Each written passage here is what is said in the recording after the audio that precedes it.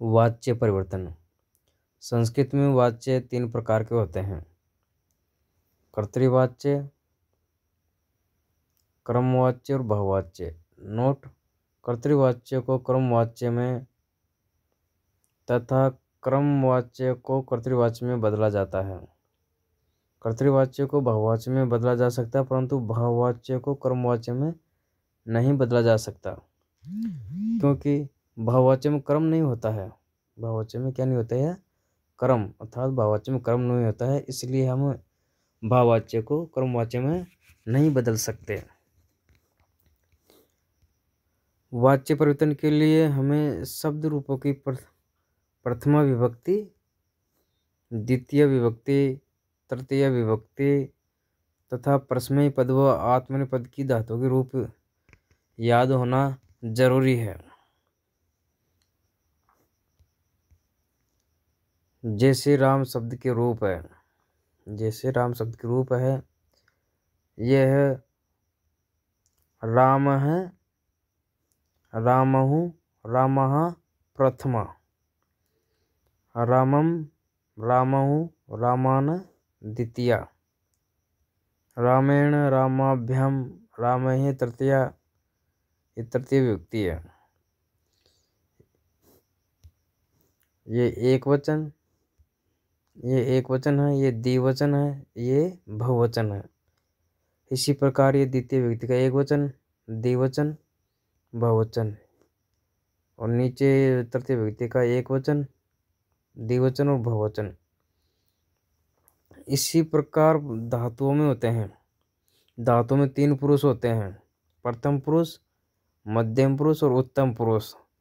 तो यह हमने परस्मैपद पद की धातु का प्रथम पुरुष का रूप लिया है, जिसमें पठति, पठत, पठन्ते, पठति, पठत, पठन्ते, अर्थात ये एक वचन है, ये द्विवचन है और ये बहुवचन है।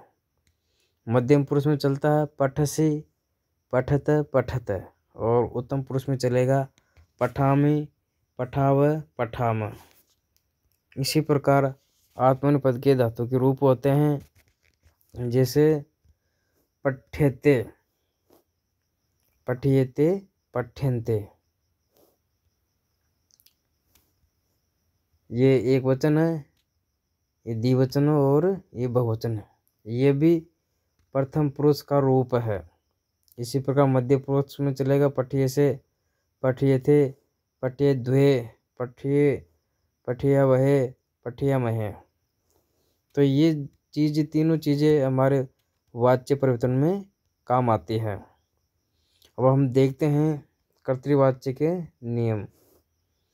कर्तृवाच्य का पहला नियम है कि कर्तृवाच्य में कर्ता प्रधान होता है और कर्ता प्रथमा विभक्ति में होता है, क्रम द्वितीय विभक्ति में होता है, क्रिया कर्ता के अनुसार होती है। जैसे इस वाक्य में है, वाक्य है राम है पुस्तकम पठते, राम है पुस्तकम पठते।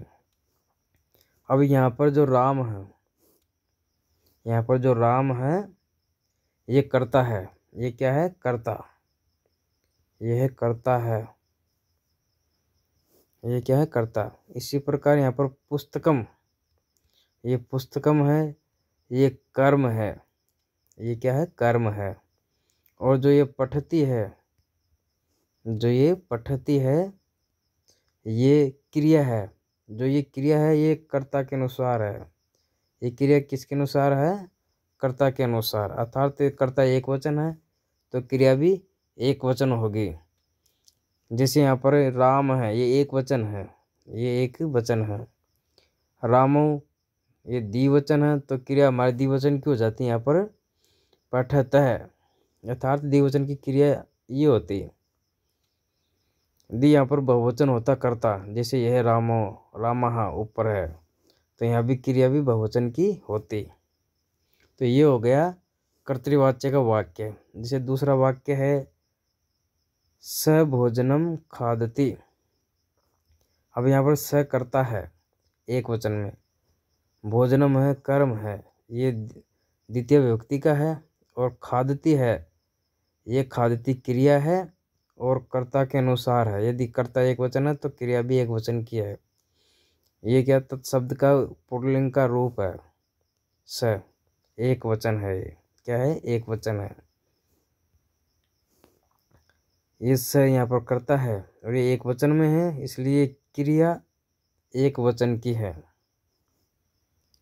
ये कर्तृवाचक नियम हो गए हैं। फिर है क्रमवाच्य। क्रमवाच्य के नियम है। क्रमवाच्य में कर्म प्रधान होता है, अर्थात क्रम में क्या होता है, कर्म प्रधान होता है। और कर्ता तृतीय विभक्ति में होता है।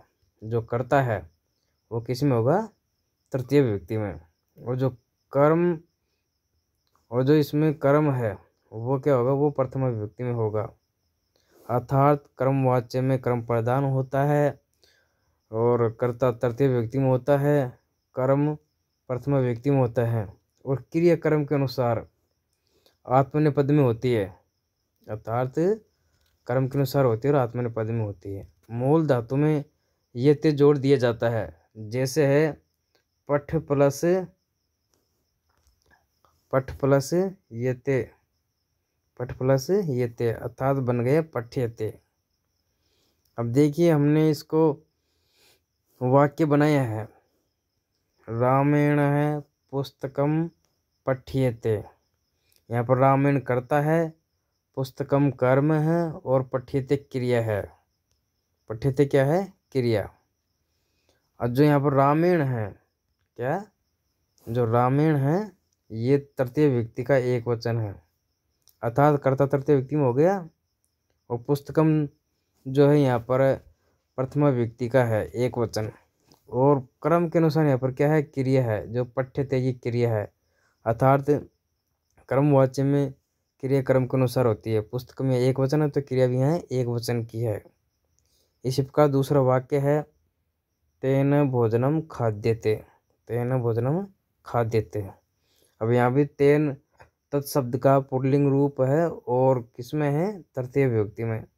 ये तृतीय विभक्ति में है तेन, ये प्रथमा विभक्ति का है एक वचन। और जो खाद्यते है ये भोजनम के अनुसार क्रिया है, अर्थात भोजन एक वचन है तो ये भी एक वचन है। इस प्रकार से ये रामेण पुस्तकम पठ्यते तेन भोजनम खाद्यते, अर्थात क्रम में कर्ता तृतीय व्यक्ति में होता है, कर्म होगा प्रथम व्यक्ति में और क्रिया कर्म के अनुसार होगी आत्मनेपद में। जैसे खाद प्लस ये ते जोड़ा, पठ प्लस ये ते जोड़ा। अब है भाववाच्य के नियम। भाववाच्य में कर्ता तृतीय व्यक्ति में होता है। भाववाच्य में कर्ता किस में होता है, तृतीय व्यक्ति में। क्रिया कर्ता के अनुसार होगी। क्रिया किसके अनुसार होगी, कर्ता के अनुसार प्रथम पुरुष में होती है। भाववाच्य में कर्म नहीं होता है, अर्थात भाववाच्य में क्या नहीं होता है, कर्म। जैसे वाक्य है बालकेन धाव्यते, अर्थात बालक के द्वारा जोड़ा जाता है, बालक के द्वारा दौड़ा जाता है।